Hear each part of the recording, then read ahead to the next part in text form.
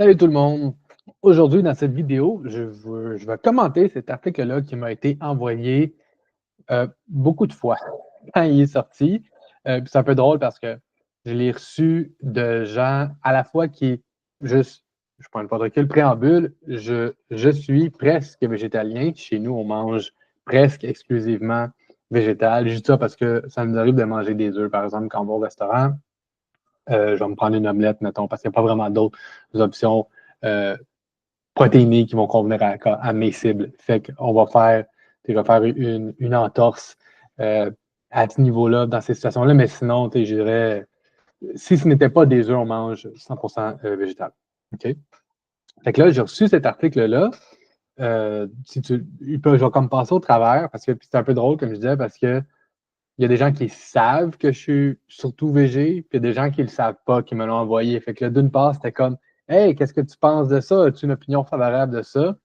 C'est en faveur de ce que tu promeus, alors que c'est pas quelque chose que je mets de l'avant. Disons, publiquement, vraiment, parce que ce n'est pas aligné avec notre mission globalement, c'est-à-dire ce qu'on aide les gens à accomplir chez nous, chez Freedom Fitness, peut-être obtenu avec ou sans des produits animaliers. D'autre part, il y avait des gens qui me disaient Ah, regarde ça, comment ça n'a pas d'allure. Parce que, comme je suis du milieu de l'entraînement, essentiellement, il y a une espèce de présomption du fait que je serais full pro-viande. Fait que là, il y avait deux attentes différentes, alors que je me trouve, comme c'est bien souvent le cas, entre les deux. Je me trouve pas mal entre les deux.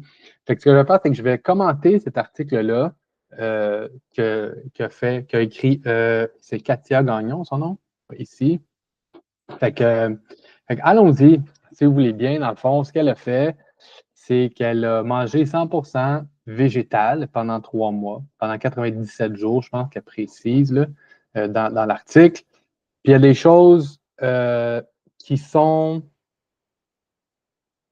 je ne vais pas dire, malhonnête, c'est pas le bon mot. C'est pas que c'est malhonnête, mais c'est de tourner les coins ronds à certains égards. Puis il y a une attribution de certains phénomènes, de certains de ces résultats, dans le fond, spécifiques au le fait d'avoir mangé végé qui ne le sont pas. Ou en tout cas, c'est présenté comme ça, comme c'est dans cet article-là. Je ne prêtais aucune intention à la personne qui a écrit l'article. C'est pour ça, en fait, que je fais une présentation puis que là, je passe au travers de l'article parce que je vais être sûr de bien prendre ces mots à elle. OK? Puis dire où est-ce que je pense que ça, je l'aurais pas attribué comme ça ou dit comme ça. Puis ultimement, c'est qu'est-ce que tu peux en retirer toi si tu te demandes qu'est-ce que tu peux faire pour ta santé, puis si tu devrais ou pas appliquer certaines ben, elle donne pas de trucs très, très concrets, là, un peu plus vers la fin, mais c'est pas c'est pas comme suis ces étapes-ci. C'est juste, j'ai mangé 100% végétal. Puis justement, pour commencer, il y a un trait important, une précision importante qu'elle fait ici, où elle précise qu'elle mange ce qui est nommé dans la secte du monde végé, comme moi. Elle est, en anglais, on dit whole food plant-based.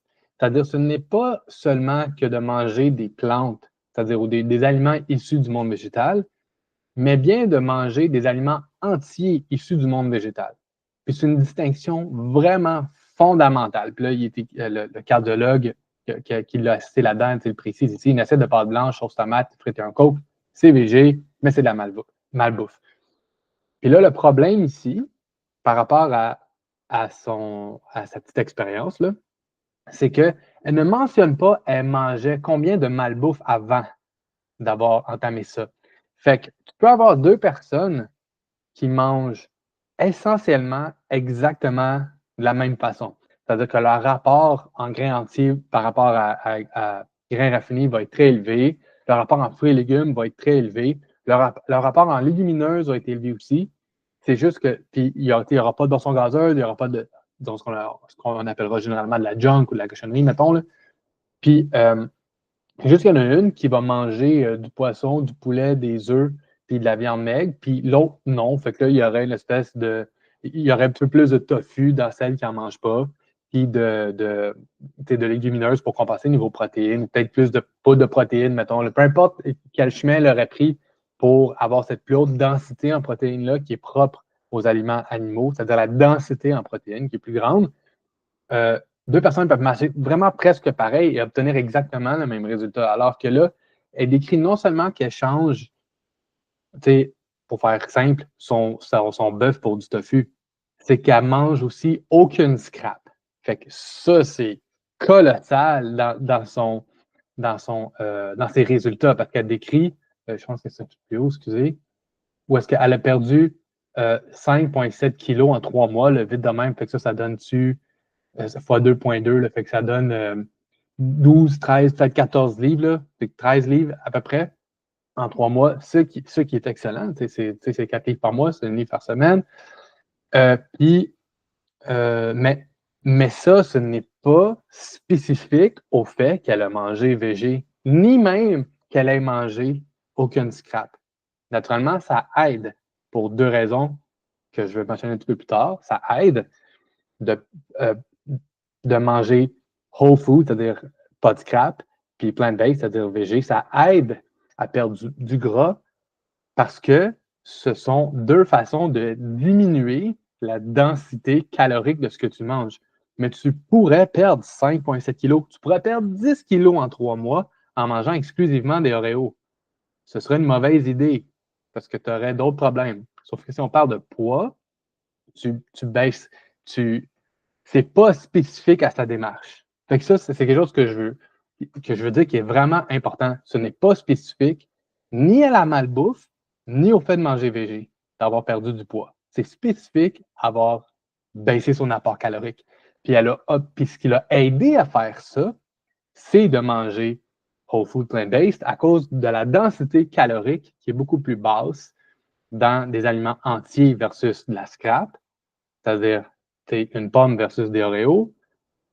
Puis les plantes, ben, c'est-à-dire que si je mange une très haute proportion de plantes, c'est-à-dire si mon apport en légumes passe d'une demi-tasse par jour à 5 tasses par jour, ce qui n'est pas particulièrement rare ou difficile plutôt, si je veux vraiment me concentrer à augmenter mon apport en plantes entières, ben, ton volume de bouffe devient immense, puis ta valeur calorique de ce que tu manges baisse énormément.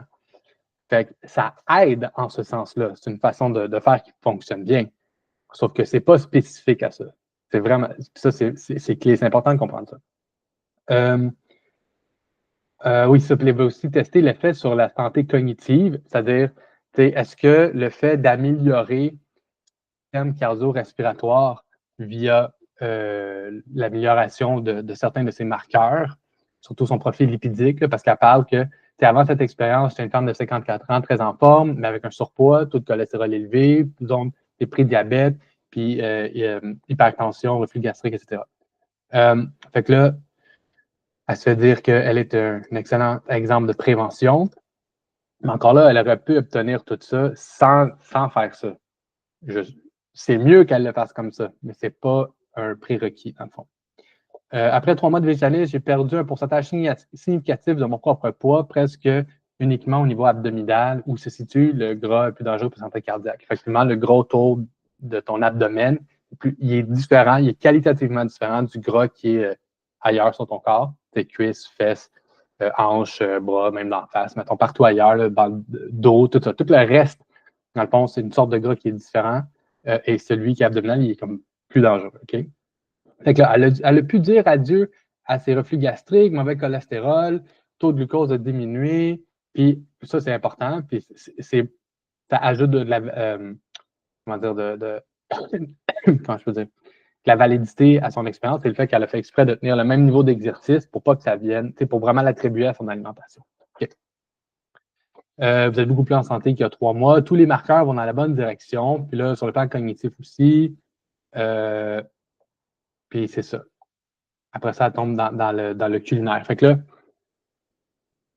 la majorité de ses résultats proviennent du fait qu'elle a eu un déficit calorique pendant 3 mois. C'est comme ça qu'elle a obtenu ces résultats-là. Mais, est-ce qu'il y a un avantage à manger végé, au-delà de la densité calorique? Fait qu'au-delà, puis ça, c'est la question que tout le monde, les gens qui m'ont demandé du feedback m'ont posé cette question-là. Est-ce qu'il y a un avantage inhérent au fait de manger surtout végé? C'est-à-dire, est-ce que le retrait d'aliments animaliers, de sources animales, en soi, ça apporte quelque chose? Puis, au-delà des effets indirects, que ça diminue la densité calorique de ce que tu manges, parce que les aliments d'origine animale sont plus denses caloriquement, en général. Du fromage, c'est plus dense caloriquement que quelque chose que tu utiliserais qui est un équivalent. Là, je ne parle pas de produits transformés comme des fromages et tout ça, mais c'est-à-dire que, que, que, que, que du céleri. Puis c'est pas des équivalents, là, mais c'est dans le sens que, en général, si tu manges quelque chose d'une source animale, ça va être plus calorique qu'un aliment végétal, qu'une plante, okay, essentiellement. À quelques exceptions près. Fait que, à l'extérieur de ça, est-ce qu'il y a un bénéfice à manger, à réduire sa proportion de produits animaliers? La réponse, généralement, elle est oui.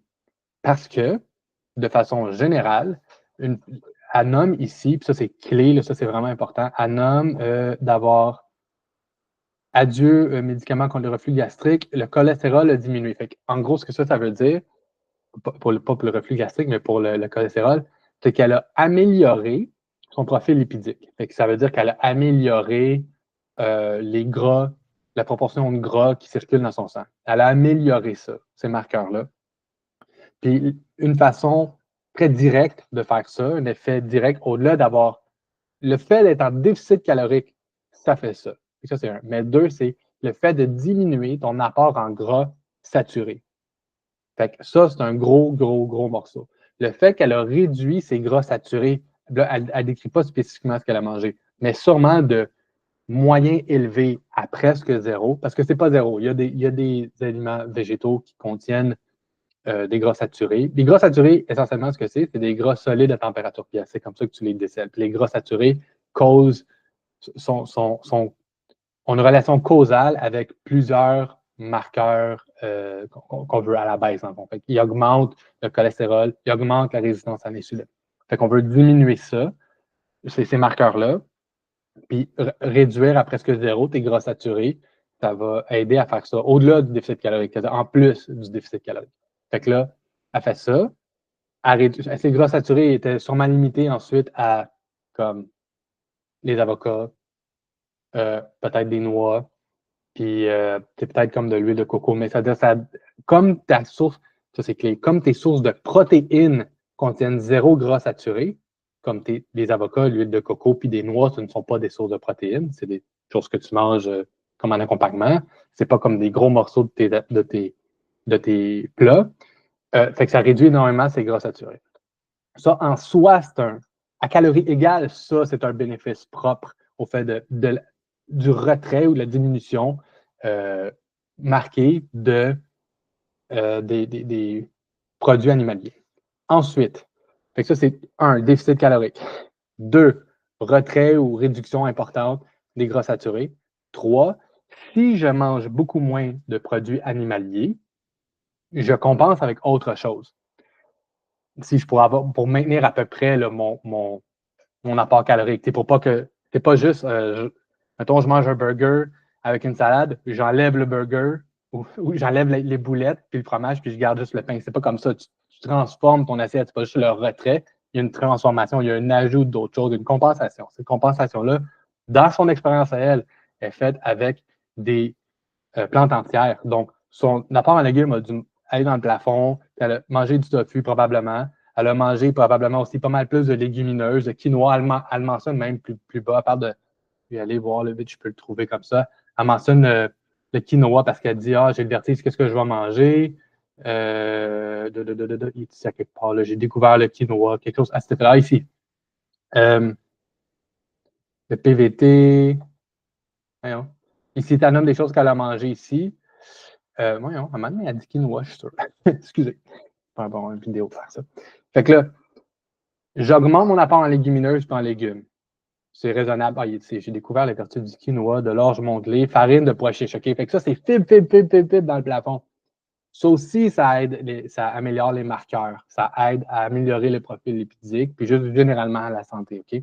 Fait qu'elle diminue son apport calorique, elle réduit énormément ses gras saturés, puis ses fibres sont probablement allées dans le plafond. Fait que le premier n'est pas propre au fait de manger végé. Il n'est même pas propre au fait de, en guillemets, bien manger. Réduire ton apport calorique, c'est indépendant de ça. Mais après ça, réduction des gras saturés par le retrait de produits animaliers et l'augmentation proportionnelle en produits, en plantes entières, augmente ses fibres et autres nutriments dans le plafond. Fait qu'il est là, à le résumer en quelques minutes ici dans cette petite vidéo. Il est là le bénéfice de manger végé. De point de vue strictement santé, on ne parle d'aucune autre considération, on ne parle pas d'éthique, on ne parle pas de financier. Manger végé, c'est moins cher. Là, ça, des bins, ça coûte moins cher que du bœuf haché. C'est pas des équivalents là, dans l'assiette, mais juste pour donner une idée, là, si on parle de protéines. Fait que ça fait que ce switch-là, il fait là. Mais ce qui arrive, c'est que tu peux faire un sans l'autre. C'est-à-dire que tu peux avoir tes gras saturés peuvent être bas, mais tes fibres peuvent être basses aussi si tu ne fais pas attention. C'est-à-dire que si tu ne manges pas plein de légumes et de légumineuses, puis tu manges surtout du pain, des produits céréaliers, tu vas avoir protéines correctes, fibres correctes, mais ça va tu n'auras pas de gras saturés, mais tu n'auras pas comme le bénéfice si tu as légumineuses puis légumes aussi dans le plafond. Puis tu peux faire l'autre. C'est-à-dire, tu pourrais manger, c'est-à-dire l'autre comme ça. Tu pourrais avoir les deux très élevés. Tu pourrais manger full gras saturé, c'est-à-dire tu manges fromage, produits laitiers, ça c'est full gras saturé. Essentiellement tous les produits laitiers sont full gras saturé. Viande, puis même le poulet, c'est gras saturé aussi. Mais tu peux aussi manger plein de fibres. Tu peux avoir ce bénéfice-là aussi. Ils ne sont pas exclusifs. Tu peux avoir les deux. C'est juste que si tu fais comme ça, puis là, tu réduis un pour, là, tu mets l'autre dans le plafond, mais là, tu as, un bénéfice extrêmement grand. C'est-à-dire l'effet levier de faire ces deux changements-là, plus déficit calorique dans son cas à elle, que si c'était l'objectif, ben là, ça a un bénéfice qui, oui, est propre au fait de manger surtout végé, dans le fond. C'est tout ça que j'essaie de dire. Puis là, puis justement, ça m'amène à. Tu as dit ici.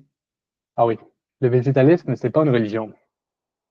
Effectivement. C'est juste qu'on a tendance à, nous les humains, à se regrouper, c'est-à-dire à rejoindre une équipe. On fait ça. Ça fait partie de notre psychologie, de notre génétique. Moi, je suis dans quelle équipe? On fait ça, les humains. Puis, il n'y a pas une meilleure façon de démontrer ça qu'avec le tofu. Le tofu, c'est cet aliment-là qui, jusqu'à tout récemment, ça commence à changer, là, mais moi, je suis végé depuis à peu près 10 ans. C'était pas tout à fait comme ça avant, là. Mais le tofu, c'est devenu. C'était. Tu sais, qu'il y a un aliment qui est synonyme d'une façon de manger. Il n'y a pas de raison spécifique que quelqu'un qui mange du bœuf, du poulet, ne mangerait pas aussi du tofu. C'est-à-dire, on ne dit pas que le brocoli, c'est un aliment pour les vegans ou les végés. Mais ce tofu-là avant, c'était vraiment, c'était collé comme ça, le tofu et végétalisme. Puis là, ça commence un petit peu à changer. Mais ça pour dire que t'es pas. J'ai dit au début, moi, je suis presque vegan, mais je mange des œufs. En fait, la vérité, c'est que je ne me considère pas vegan ou végétalien. Je ne me considère pas comme ça. C'est pas une étiquette que je me donne. Puis je vous encourage à ne pas vous mettre ces étiquettes-là, surtout dans votre façon de manger. T'sais, moi, je mange de même, moi, je mange de même, je suis dans cette équipe-là. Ça n'a pas de bénéfice. Ne te prive pas de manger du tofu puis des tacos au bin noir parce que tu manges aussi de la viande. Prends le bénéfice, comme va le chercher quand même. Comme de la même façon que moi, je fais le choix de ne pas manger de viande, puis majoritairement en mange végétal. Sauf que je ne vais pas m'empêcher d'atteindre certaines de mes cibles nutritionnelles via les œufs dans les situations où je ne peux pas faire autrement. Je ne joue pas dans une équipe. Je ne suis pas vegan, je ne suis pas végétalien. Je mange d'une certaine façon basée sur tel critère, puis c'est moi, puis c'est tout. Fait que c'est ça. Manger, c'est pas une religion. Prive-toi pas des bénéfices d'un certain type d'aliment ou d'une certaine façon de manger basée sur une espèce d'idéologie. C'est très dangereux, c'est pas utile. Puis, je vais clair avec ça, c'est un peu pour ça que j'ai moyen aimé T'es en plein milieu, hein? Ça, c'est bien moi, ça. J'ai moyen aimé ça, cet article-là. Parce que même si elle prône les vertus de manger végétal, ce qu'elle a obtenu, c'est pas propre au fait qu'elle a mangé végétal. Puis c'est un peu comme ça que je trouve que ça peut être perçu par les gens. Je salue l'effort, c'est cool qu'on en parle. Je suis content de ça. C'est juste que si on creuse un peu plus, dans le fond, c'est qu'elle s'expose. L'article est écrit d'une façon que l'article s'expose à des critiques de gens qui sont un peu de mauvaise foi, moins bien informés. Puis là, de soulever les points que moi j'ai mentionnés plus tôt et de complètement discréditer ce qu'elle a écrit, basé sur le fait qu'il y a certaines affaires qu'on peut pincer. Il y a ça, puis il y a ça. C'est moyen précis ou c'est moyen adéquat comme déclaration, alors je scrape les leçons apprises dans l'article, alors que ça ne devrait pas être comme ça. Ça avait fait peut-être un peu plus attention ou structurer certaines choses différemment. L'article se sent reproche, puis les gens pourraient juste en retirer le bénéfice sans qu'il se fasse pointer du doigt. Là, comme c'est souvent le cas dans les médias ou dans le contenu, disons, à caractère végé, là, comme certains des documentaires. Comme ils vont trop loin, ils font ils expriment des idées. C'est trop intense, ils vont trop loin. Fait que là, ben, ils sont faciles à pointer du doigt parce que des fois, ils tordent un peu la vérité ou ils exagèrent. Là, j'aurais pas qu'ils tordent la vérité, mais ils exagèrent. Fait qu'on peut pointer où est-ce qu'ils exagèrent. Fait que là, on discrédite l'ensemble de l'œuvre alors qu'on ne devrait pas. Il y a plein de bonnes leçons que la plupart des gens pourraient en tirer. Puis malheureusement, le message ne se rend pas à cause de l'exagération. On a un petit peu ça ici. Ça, c'est mon opinion personnelle. Je serais bien content d'en parler avec elle si elle n'était pas d'accord. Fait que c'est ça. J'espère que ça clarifie ma position. Puis si vous aimez ça, que je commande des affaires qui sortent de même, écrivez-le en commentaire. Puis envoyez-moi les articles. Puis je ferai d'autres commentaires comme ça. À la prochaine.